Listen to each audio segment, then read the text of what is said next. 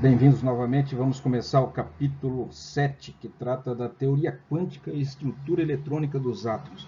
Na verdade, é uma continuação do capítulo 2, né, que trata da estrutura atômica. A gente seguiu naquele assunto até a parte que trata o modelo de Rutherford. Então, depois de fazer vários estudos com tubos de raios catódicos, chegou-se à conclusão que o átomo possuía um núcleo positivo e havia elétrons. E a experiência do Rutherford demonstrou que a maior parte do átomo é vazia, não existe, né, matéria sólida, né, porque ele bombardeou uma lâmina de ouro e a maior parte, né, das partículas alfa passaram sem sofrer mudança de trajetória. Significa que havia um vazio na placa de ouro. E ele recorda isso, né, de tão surpreso que Rutherford ficou, que ele compara o resultado como se tivesse disparado um fuzil contra uma folha de papel, e a bala tivesse batido e voltado e atingido ele. Porque ele realmente não imaginava que as partículas alfa pudessem passar pelo ouro sem sofrer desvio. Bom, depois de muitos estudos, bombardeando muitas lâminas de ouros, porque por que ele escolheu o ouro? Porque o ouro é muito fácil de manusear. Ele pode ser laminado até espessuras muito finas. Então ele consegue deixar a lâmina de ouro tão fina que chega a ser transparente. E isso não acontece facilmente com outros metais. Então escolheu o ouro por isso. E notem, ele começou a trabalhar com uma determinada espessura, mas certamente ele trabalhou com outras espessuras e conseguiu fazer uma escala, uma correlação entre a espessura e o número de partículas que desviavam. Também começou a contabilizar quantas partículas desviavam para cada partícula, né, que, né, voltava ou que não sofria nenhum tipo de interferência. Tudo isso e o tratamento matemático desses resultados, do tipo assim, a cada 10 mil partículas que passaram direto, uma voltou. Né? Voltou em linha contrária, ou seja, rebateu e voltou no sentido contrário. Então, o que significa? Tipo assim, deve haver 10 vezes mais espaço vazio do que espaço sólido. Né? Algo tipo esse tipo de deduções, né, que foram sendo tiradas. E depois de muito trabalho, realmente ele chegou à conclusão que o núcleo, né, o átomo seria formado por um núcleo sólido, onde estariam as partículas positivas, e uma eletrosfera, onde estariam os elétrons. E que a distância entre os elétrons e o núcleo seria muito grande. Também chegou à conclusão de que eram positivas as cargas que ficavam no núcleo, por causa né, o comportamento, o padrão de interação das radiações alfa, que também são positivas, né, e as interações que ela tinha com o núcleo, de desvio, de repulsão. E os elétrons certamente seriam muito menores, porque eram eles que estavam girando em torno de núcleo, e não o contrário. Então havia um núcleo positivo, massivo, muito pequeno, em comparação ao tamanho do átomo. Algo como 10 mil vezes menor. Então, se o núcleo fosse comparado com uma bola de futebol no centro do Maracanã, o elétron seria como uma bola de gude, né, dessas de vidro, pequenas, ou menor ainda, né, girando nas últimas arquibancadas do estádio a altíssimas velocidades. Bom, aí surgiu vários problemas. Quando eles começaram a estudar o comportamento dessas partículas no tubo de raios catódicos, e houve de outras partículas aí radioativas, começaram claro, a fazer um tratamento matemático utilizando a física que existia na época, que é a física clássica, a física newtoniana. A física newtoniana explica tudo, explica o movimento dos planetas, ou seja, desde as coisas mais grandes do universo, até o movimento, né, de uma bola de bilhar. É o que nós estudamos até hoje, funciona perfeitamente para corpos sólidos, chama mecânica, cinemática, né? Tem a hidráulica, que já vem de outra ramificação, mas toda a física clássica funcionava muito bem para explicar quase tudo. Apenas algumas coisas que não estavam conseguindo ser explicadas pela física clássica. Entre elas, a radiação de corpo negro. A cor, né? Quando alguma coisa é aquecida a altas temperaturas, elas emitem radiação. E essa radiação tem uma cor. Quanto mais quente, vai tendendo para uma cor branca. Passa pelo azulado, passa pelo avermelhado, amarelado. Então vai havendo mudanças. Conforme o objeto, se ele já possui uma cor natural, com o aquecimento ele vai emitir luz, né, de diversas cores. Só que cada cor corresponde, né, a uma radiação de um comprimento de onda eletromagnética, que é a luz. Né? O conceito de luz na época ainda não estava bem claro, não estava bem definido. Newton já considerava a luz como partículas, né, algo particulado. Outros pesquisadores, como Reuter, um holandês, ele considerava a luz como uma onda. Então ainda havia certas divergências e eles também não estavam conseguindo relacionar matematicamente, usando o enfoque clássico, a cor emitida por um objeto com a sua temperatura. A radiação emitida por um corpo e a sua temperatura. Mas todos os corpos, quando aquecidos, começam a emitir luz de diversas, né, com um padrão de cores. Inclusive os gases nos tubos de raios catódicos também emitem luz de diversas cores, dependendo da natureza do gás que está lá no interior. Então essa propriedade de certos materiais emitirem luz também é utilizada hoje em dia na analítica. Quando você aquece um objeto ou um material com luz, com laser, ele aquece, vai a alta temperatura e emite também uma coloração típica. E essa coloração serve para identificar o material, a composição química, os elementos químicos que estão nesse material. Bom, como muitos objetos já têm uma cor própria, então quando você aquece, eles começam a emitir cores, né, com o aquecimento. Eles resolveram usar corpos negros, porque se o corpo negro absorve todas as cores, também na hora de aquecer vai emitir todas as cores, né? Ou seja, por que algum objeto tem cor verde? Porque a luz do espectro solar emite todas as cores e a cor que não é absorvida é a cor que você vê, porque ela é refletida. É um dos princípios. Então, se você vê um objeto azul, é porque a radiação solar, composta de todas as cores do espectro, bate naquele material azul, absorve todas as outras colorações, né, todas as outras radiações de outras cores e só reflete a cor azul. Então, o que eles pensaram? Bom, se nós pegarmos um corpo negro, ele é negro por quê? Porque ele absorve todas as radiações. Não vai refletir nada. Então, na hora de eu aquecer esse objeto negro, ele também vai começar a emitir todas as radiações, né, de todos os comprimentos de onda, de todas as cores. Então, usaram isso, por isso um corpo negro.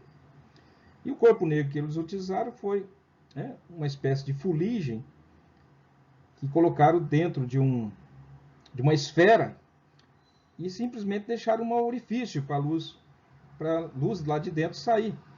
E começaram a aquecer essa esfera a altíssima temperatura. Claro que chega um momento que ela começou a ficar amarelada e a cor que saía do orifício, que foi o único orifício que deixaram para ver o interior da esfera, para simular realmente um corpo negro perfeito, né? Que não deixa absorver, né? Toda a luz que entra por aquele orifício, teoricamente, né? Antes do aquecimento, é absorvido. Não existe saída de luz lá de dentro, porque né, os corpos negros absorvem todas as radiações do espectro eletromagnético. Mas ao aquecer, eles começam a emitir. E eles queriam fazer uma correlação entre a temperatura desse corpo negro e a cor que ele estava emitindo. Isso aí foi um trabalho, né, de Planck. Planck estudou muito os corpos negros e ele chegou a uma conclusão matemática simples, né, uma simples relação matemática, que a gente vai ver. Então, uma das coisas que levou a teoria quântica foi isso. Os elétrons, né, e os prótons e as partículas radioativas, elas se comportam de uma maneira que a mecânica clássica não consegue explicar. Elas se comportam, às vezes, como partícula, dependendo da maneira como você vai estudá-las, o aparelho que você vai usar para visualizar o comportamento desses elétrons, ele vai se comportar como uma partícula. Às vezes se comporta como uma onda. E isso é muito difícil para nós, que temos um conceito muito definido do que é uma onda e também do que é uma partícula, né? Uma partícula é algo localizado no espaço, em umas coordenadas x, y, z. Está ali em tal local. Tem uma dimensão, né, pequena, porque é uma partícula. Então, a melhor ideia de uma partícula é uma pequena esfera, muito minúscula, que está localizada num ponto, num local no espaço, definido. Pode estar movimentando ou parado, mas é isso. E uma onda é algo que se propaga no espaço, não tem uma localização definida, ela se distribui ao longo da frente, né, de propagação, ela vai se expandindo, vai se movendo. Então não é localizada. Então, como algo tão diferente, como uma onda ser igual a uma partícula, realmente é uma dificuldade, existe uma dificuldade muito grande. E os físicos levaram muito tempo para assimilar, entender e trabalhar com isso. Mas nós que estamos começando né, a entrar nesse mundo quântico, vamos tentar entender esse conceito de que partículas, né, como o elétron, né, que estamos aí acostumados a imaginar que é uma partícula que tem massa, que tem uma carga, né, mas sempre pensamos nele como uma partícula, mas ele também se comporta como uma onda. Então, se nós queremos estudar mecânica quântica, né, estrutura quântica do átomo, teremos que estudar ondulatória. Pois é, vamos ter que estudar um pouco de onda, ver o que é uma onda, o que nós sabemos de onda, como que elas se comportam, como a matemática envolvida na onda, né? Então a gente tem que estudar um pouco sobre onda. Nós conhecemos a onda, né? A onda d'água, que se propaga no mar, nos lagos. Se você está dentro de um lago ou dentro do mar, vem uma onda, o que ela faz? Te levanta, né? Se tiver uma bola de futebol, por exemplo, né, dentro do mar, ou um barco, quando a onda vem, levanta o barco e depois ele volta ao seu nível normal. Então a onda não transporta matéria, ela transporta energia. De onde que veio a energia que fez o barco subir e descer, né? Se seu corpo estiver lá e você estiver segurando uma boia, seu corpo sobe e desce. Isso gasta energia para te levantar, né, e deixar você cair novamente. Gasta energia. Essa energia é a onda que possui essa energia. Então, é um primeiro conceito, né, de que uma onda transporta energia. Outra onda que conhecemos é a onda sonora. Então, uma onda sonora é uma onda de ar. Enquanto a gente pode ver a onda, né, de água num lago, que é visível, a onda sonora ela é uma perturbação, né, uma movimentação de ar. E o ar é transparente, nós não conseguimos ver a onda de ar. Mas imagine como sendo um globo que está se inflando. Um globo, ao se inflar e se comprimir, né? Ele vai vibrando, como se ele fosse vibrando e se expandindo. Então seria mais ou menos isso. Se você quer ver o efeito do som, você pode acender uma vela numa posição da sala, colocar um tambor desses de festa, né? Tambor, um bumbo, e colocar o fundo do tambor virado para a vela. A vela pode ficar uns 4 metros de distância ou mais. Aí você bate no tambor, vai uma onda de ar e apaga a vela. Então faz vibrar as vidraças, né?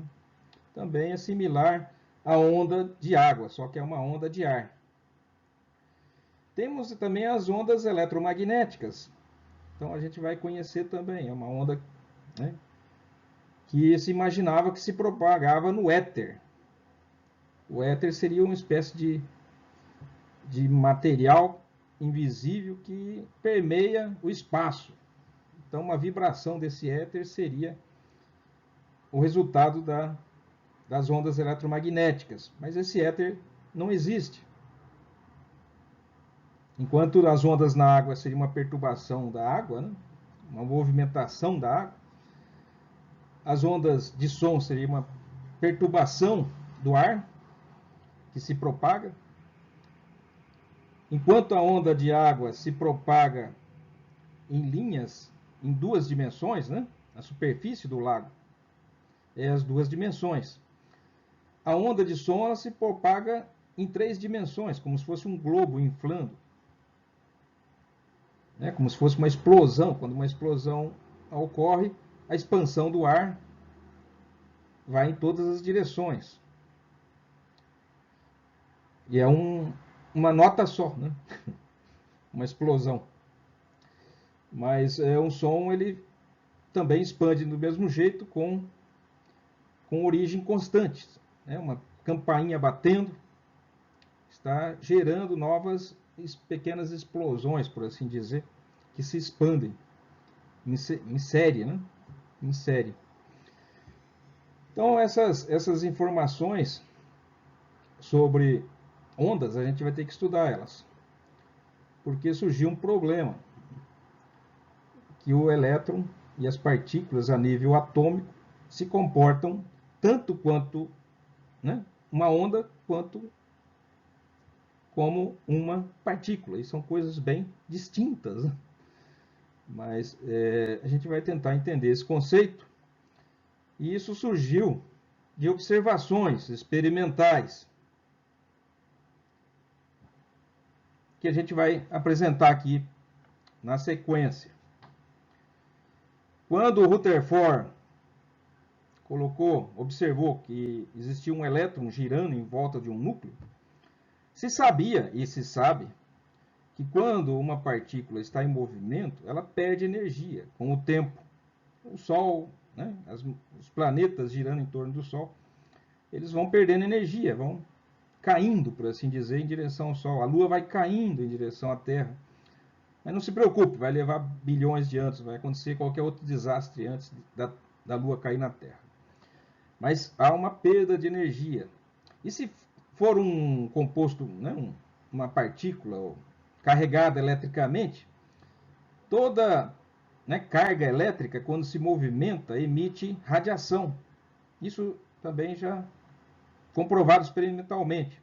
Se vê, né, quando você faz uma partícula ou uma carga elétrica se movimentar, ele emite radiação.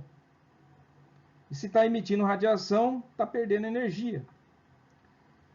Então, como pode o elétron estar girando em torno do átomo, como foi comprovado pelo experimento de Rutherford, sem perder energia? Porque se perder, o que acontece? O elétron cai no núcleo. Se ele cai no núcleo, o átomo larga de existir. Se larga de existir, esse mundo largaria de existir também, né? Nós e todo mundo. E isso não é verdade. Então, alguma coisa está errado aí. Ou as partículas, que seja, no caso, o elétron, quando gira em torno do núcleo, ela está desobedecendo uma lei física estabelecida experimentalmente, conhecida. Então, ele não está funcionando como as teorias, né, e as leis da eletricidade que se conhecia na época estavam predizendo. Então, algo estava errado. Ou seja, para os elétrons não vale, então, essas leis. Então, eles teriam que descobrir toda uma ciência nova, né? Construir toda uma ciência nova baseado em coisas que eles não sabiam como funcionava ainda. É como se entrasse em um território desconhecido, uma ciência que ainda não tinha sido, né, desvendada, que é a mecânica quântica. E os primeiros exploradores foram como colonizadores de um novo mundo, que foram entrando e tomando anotações e observando e aprendendo e criando uma nova física, a física quântica, né? Que é totalmente diferente de tudo que se sabia até então. Bom, vamos começar aqui falando então das questões ondulatórias. Propriedades das ondas. O que sabemos das ondas? As ondas são uma perturbação que se propaga, né? Elas possuem um comprimento de onda, que é a distância entre dois picos, ou entre dois vales, né? Enfim, um local da onda que volta a se repetir. Por isso que existe uma frequência, né, com que isso acontece. Existe amplitude, que é a distância da linha normal até o pico, ou da linha normal até o fundo do vale da onda, né? Isso se chama amplitude. Uma onda com o mesmo comprimento pode ter uma amplitude maior ou menor. A amplitude está relacionada com a intensidade. O som agudo, o dó, o ré, mi, né? Qualquer um deles, qualquer nota musical é uma onda. Ela pode ser de alta amplitude, daí você sente ela mais alta no ouvido, ou pode ser de baixa amplitude, de menor potência, por assim dizer. É a mesma nota, o mesmo, né? É mais grave, menos grave, agudo, né? Ela tem a sua característica. O que diz que ela é mais grave ou aguda é a sua frequência. Se ela pode ser mais intensa ou menos intensa, né? A altura do som tem a ver com a amplitude. O que caracteriza é o comprimento de onda. E ela tem uma direção de propagação, né? Ela é direcional. Ela vai de um ponto A a um ponto B.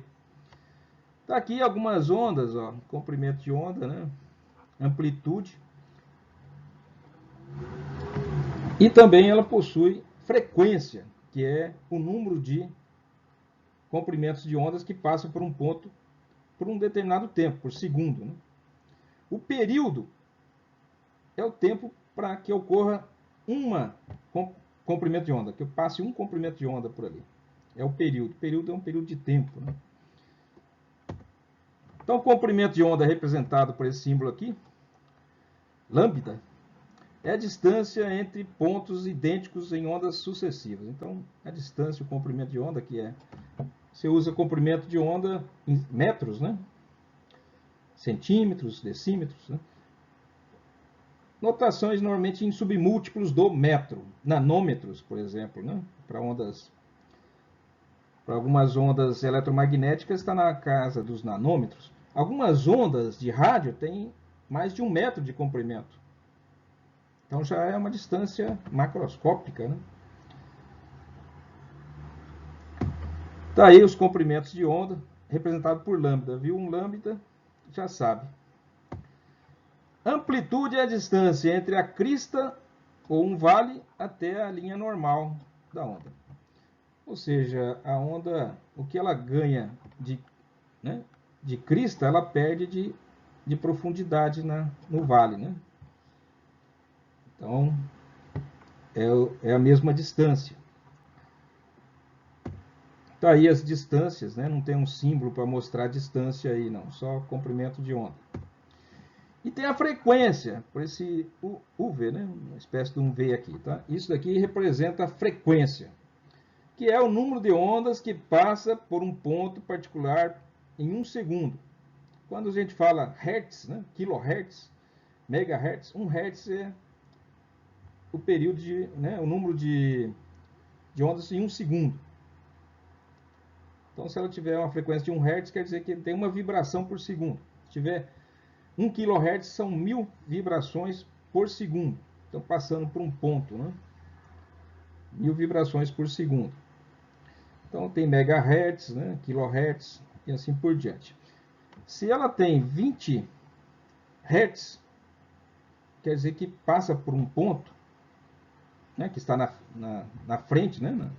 Na direção, né? Que a onda está se propagando, ela está vindo em alguma direção e passa por um ponto qualquer. Se você pegar esse ponto, né, e ver que ela vibrou, né, 20 vezes, quer dizer que passou por ali, né, uma onda que vibrou 20 vezes por segundo, fez o objeto vibrar 20 vezes por segundo, quer dizer que ela tem uma frequência de 20 Hz.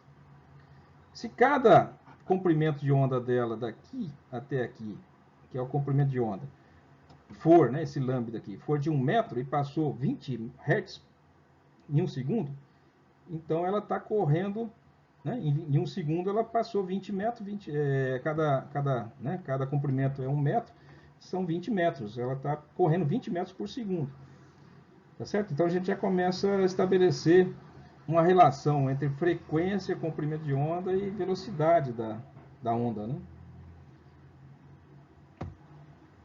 A velocidade é representada por esse U aqui. De uma onda é comprimento de onda vezes frequência, é o que eu falei. Né? Então, você multiplicando a frequência lambda pelo comprimento da onda, você tem a velocidade. Isso acaba sendo uma dedução óbvia, né? Óbvia. Tá entendendo? Então é importante saber que velocidade é comprimento de onda vezes a frequência. No caso das ondas eletromagnéticas, a velocidade U é a velocidade da luz. As ondas eletromagnéticas viajam no espaço na velocidade da luz. Tem pequena diferença quando estão no espaço, no vácuo do espaço, quando estão no ar atmosférico, quando estão dentro da água, mas não chega a ser significativo. São a velocidade muito elevada, próxima à velocidade da luz. Então, Maxwell, em 1873, já faz tempo, propôs que a luz visível consiste de ondas eletromagnéticas. Então foi ele que estabeleceu as bases matemáticas, ele fez um tratamento matemático da luz e descreveu a luz como, né, uma onda. E existe toda uma matemática que descreve, né, comportamentos ondulatórios. A equação, né, a função seno, dá uma curva senoidal. A função cosseno também. Né? São ondas senoidais. Então está aqui uma onda senoidal, a descrição matemática de uma onda. Acontece que, né, Maxwell descreveu a luz como sendo composta de duas ondas. Uma que está no plano vertical, Z, certo? Z, está aqui em vermelho, e outra que está no plano horizontal, Y, aqui, ó. E a direção de propagação é a direção X aqui. Então, nessa direção X, é que para essa direção que está indo a onda. E ela é composta, né, no caso da luz, de duas ondas senoidais que que oscilam em planos perpendiculares, ortogonais aqui, né? É o plano ZX e o plano YX. Esse plano YX tem uma componente magnética, uma vibração magnética, e no campo vertical, o Zx, ele vibra um campo elétrico. Essas duas oscilações elétricas e magnéticas viajam à mesma velocidade e possuem, né, um ponto de estrangulamento aqui, um ponto de convergência sobre o eixo do X. Então essa é a descrição matemática da onda de luz por Maxwell. Uma radiação eletromagnética é a emissão e transmissão de energia na forma de ondas eletromagnéticas. Então seria a luz, né? Toda radiação eletromagnética se comporta desse jeito aí. E quais são as radiações eletromagnéticas? A luz visível, a luz, né, que a gente vai do todo o espectro de luz, de cores, né, que vemos. Tem também as ondas de rádio, o próprio micro-ondas, o raio-x, várias fontes de radiação, né, são ondas eletromagnéticas. Todas, né, essas radiações que usamos para transmissão radiofônica, de celular, né, inclusive raios gamas, né, são todas radiações eletromagnéticas. Como essas ondas viajam na velocidade da luz, que é 3 vezes 10 a oitava metros por segundo. São 8 zeros, né? 8 zeros. Então são esses dois aqui mais 6. Mais 6 são 300 milhões de metros por segundo. A cada segundo a luz percorre uma distância de 300 milhões de metros. 300 milhões de metros são 300 mil quilômetros por segundo. Apesar de ser uma velocidade extremamente alta, a luz para vir do Sol até a Terra leva aproximadamente 8 minutos. Então, quando acontece uma explosão solar, a luz, né, algumas partículas que se viajam próximo à velocidade da luz só vão chegar na Terra depois de 8 minutos. A luz em si da explosão pode ser vista em 8 minutos aproximadamente. Agora, as partículas, outros, né, materiais, radiações materiais, né, radiações formadas de partículas que saem do Sol, daí essas levam um pouco mais de tempo. E isso normalmente atinge a Terra causando estragos, né? Então, como se prevenir de uma tempestade eletromagnética, de uma explosão solar, né? Da calota solar sempre há explosões. É um grande desafio científico e a melhor maneira é prever quando vai acontecer, porque uma vez que ocorra a explosão, se a Terra estiver posicionada no caminho dessas explosões, ela pode sofrer consequências muito sérias, né? Pode dar um pane geral no nosso sistema elétrico e parar a funcionar desde aparelhos de rádio, de TV, até mesmo o sistema de transmissão elétrica das nossas redes de transmissão elétrica, satélites, tudo pode dar um pane. Então, e como uma vez que ocorra a explosão, o tempo que leva para chegar à Terra são de poucos minutos, haveria pouco tempo para tomar as devidas providências. Talvez uma das coisas que pode se fazer nesse momento é desligar tudo, para evitar que, como a gente faz, tira da tomada, para evitar que tudo se queime, mas é muito pouco tempo. Então o que se faz hoje é monitorar e saber quando vai acontecer, né, essas explosões, que é uma coisa aparentemente difícil, mas que existe sim uma previsibilidade, né, que pode aí, que está sendo analisada, né, para esse fim. Também se pode construir equipamentos que resistam a esse tipo de radiação de explosões solares. Então é um dos problemas, né? Outra coisa, outra consequência é que as estrelas que vemos no céu também são sóis, né, de outros sistemas solares. Então, o que nós estamos vendo, a luz que está chegando dessas estrelas agora na Terra, foi a luz que foi emitida há milhares de anos atrás. Em algumas estrelas, há milhões de anos atrás, estão a milhões de anos-luz de distância. Então, elas já não estão naquela posição. É a posição que está chegando do momento que ela emitiu a luz, mas elas podem ter já se movido de local, pode já largarem de existir, né, ter acontecido uma explosão. Enfim, esses são algumas das consequências, né, da velocidade da luz e das dimensões do universo.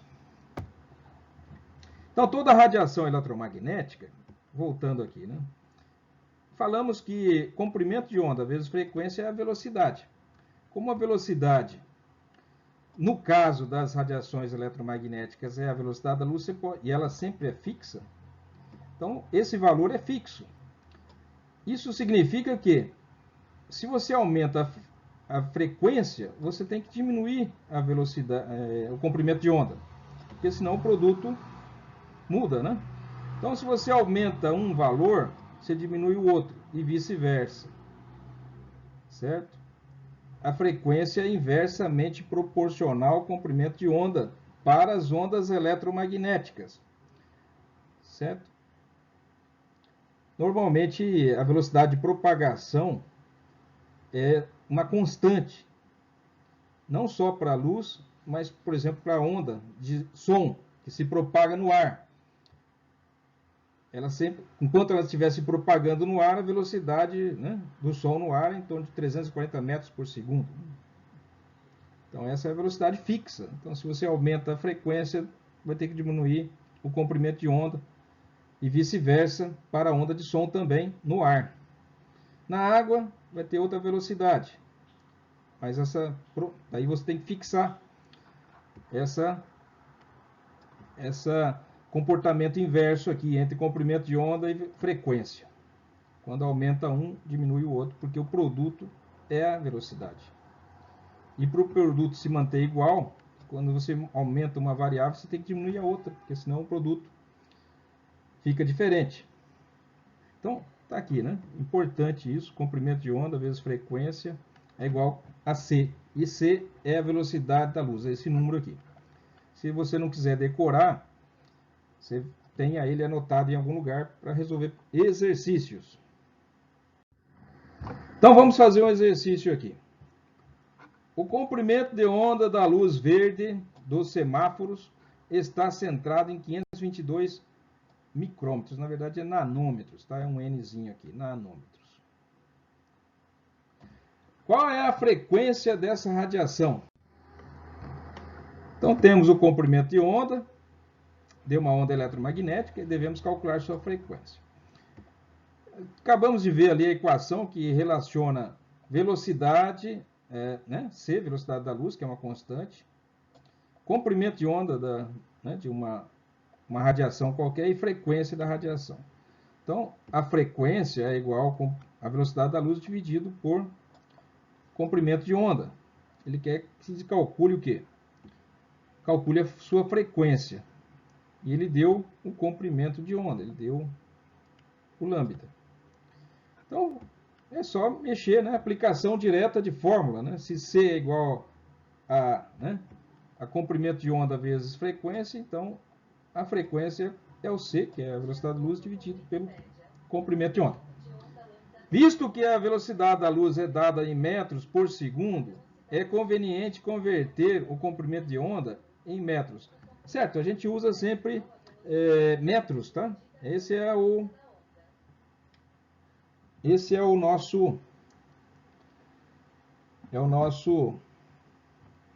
nossa unidade internacional para distância, metros, né? Então, 1 nanômetro é igual a 1 vezes 10 a menos 9 metros, tá? Temos lá na tabela do capítulo 1, né? Então, 522 nanômetros foi dado, né? Para a gente transformar em metros, nanômetros e metros, a gente usa esse fator de conversão aqui. Cada 1 vezes 10 a menos 9 metros equivale a 1 nanômetro. 10 a menos 9 é um número muito pequeno. Então, cada 10 a menos 9 metros é igual a 1 nanômetro. Por isso, a divisão de uma coisa para outra daria 1, né? Só que estão em unidades diferentes. Aqui é metro e aqui é nanômetro. Então, se você quiser transformar metro em nanômetro e vice-versa, você vai usar esse fator. Aqui nós queremos transformar em metro, então deixamos a unidade de metro em cima e nanômetro embaixo para cortar. Ó, nanômetro, multiplicando nanômetro, dividindo, corta. Então vai ficar 522 vezes 1. Simplesmente tiramos onde está o nano, aqui o n de nanômetro, e colocamos um 10 a menos 9, que é o nanômetro. Né? O nanômetro é isso, 10 a menos 9. Se tivesse um micro aqui, de micrômetro, daí é 10 a menos 6. Colocaria um 10 a menos 6 aqui. E assim por diante. Então vai dar... para passar para a notação científica, 10 a menos 9, né, temos que mover a vírgula 2 casas para a esquerda. Quando se move para a esquerda, cada casa que se move aumenta uma unidade aqui. Então, moveu 2 unidades para a esquerda, para 5,22 vai dar 10 a menos 7. Então, tá aí. Introduzindo o valor do comprimento de onda e da velocidade da luz, a frequência é... Então, tá. Aqui está a velocidade da luz em metros. 3 vezes 10 a oitava metros por segundo. E aqui está o comprimento de onda em metros também. 5,22 vezes 10 a menos 7 metros. Ó, metros aqui corta com metros aqui e vai ficar por segundo. Então, por segundo é a mesma coisa que hertz. Alguma coisa que acontece a cada segundo, com periodicidade de 1 segundo, se diz que é 1 hertz. Então, se uma onda vibra 20 por segundo, são 20 hertz. Se algo passa por um ponto 20 vezes, né, sempre por segundo, então é 20 Hz, né, certo? O que acontece num número de vezes por segundo, esse número de vezes pode ser dito que ocorre em Hertz. Hertz é algo que acontece por segundo. Então, a dimensão do Hertz, né, da frequência, é por tempo. E o tempo, no caso, é segundo para Hertz. Dia é algo que acontece a cada 24 horas. Então, a frequência não é Hertz, é por dia, né? Se você quiser calcular isso em segundos, em hertz, teria que saber quantos segundos leva e fazer as contas. Mas hertz é algo que acontece por segundo, tá? Por segundo. Então deu 5,75 vezes 10 a 14 hertz. Isso já passa do megahertz, né? Já é um valor altíssimo, né? A resposta, portanto, é 5,75 vezes 10 a 14 ondas, né, que passam por um ponto fixo a cada segundo. Então, é um número muito grande de vibrações que passam por um determinado ponto a cada segundo. Essa frequência é tão elevada, está de acordo com o fato de a velocidade da luz ser muito grande, né? Então, tá aí. Essa é a frequência, né, da cor verde, né? Está aqui o espectro eletromagnético completo, né? Não digo completo, mas uma grande seção dele, que vai 10 a menos 3 a 10 a menos 13. Comprimento em nanômetros, tá? Em nanômetros aqui, essa primeira escala está em nanômetros. Aqui está em hertz, né? Isso aqui é comprimento de onda, aqui é frequência. Para cada frequência tem um comprimento de onda e vice-versa, né? Então aqui está uma escala em comprimento de onda, aqui tem uma escala em hertz. E aqui alguns exemplos. Olha, 10 a 13 nanômetros vai dar alguns metros, hein? Faça uma conversão para ver. Então, esse comprimento de onda aqui, 10 a 13, é só dividir 10 a 13 por 10 a nona, né? Para ver quanto que vai dar. Vai dar, subtrai menos 9, né? 13 menos 9 vai dar 4. 10 elevado a 4 metros. Então, vai dar um valor bastante elevado. Alguns... São comprimentos de ondas bastante grandes, dá para medir em metros, né? Vários metros. Então, aqui está a frequência. Quanto menor o comprimento de onda, maior a frequência, maior o número de vibrações por segundo. Aqui acontece 10 a quarta, já vai dar 10...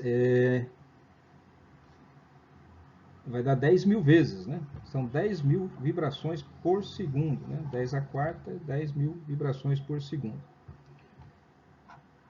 E aqui está alguns exemplos de ondas que se propagam com esses comprimentos de onda e essas frequências.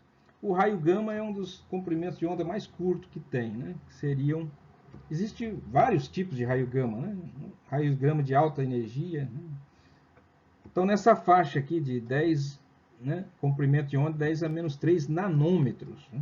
Como se o nanômetro já não fosse suficientemente pequeno, é um milésimo do nanômetro, né? Então 10 a menos 3 nanômetro, um milésimo do nanômetro. E o nanômetro é 10 a menos 9, ou seja, 10, né, milhões, bilhões, aí, né? Bilhões do metro, 10ª bilionésima parte do metro. Né?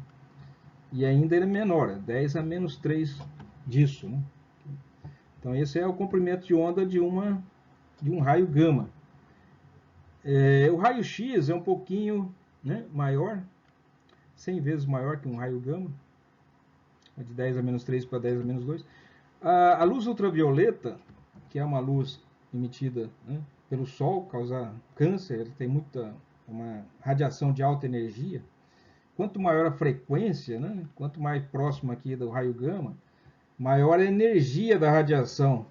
Ela tem muita energia, e tendo muita energia causa muito estrago também. Quando ela atinge nossas células, pode romper as ligações existentes no DNA, no RNA, causar mutações, pode romper proteínas e causar problemas. Então, a componente ultravioleta, que é uma radiação invisível, né? A gente consegue enxergar o violeta. O violeta tem essa cor, violeta. Porém, o ultravioleta a gente não consegue ver, porque está fora do nosso espectro de visão. Nossa capacidade, né, de ver vai, né, de radiações que estão a 400 nanômetros até 700 nanômetros. Abaixo de 400 nanômetros é o ultravioleta, não é visível. Se diz luz negra, né, que não se vê.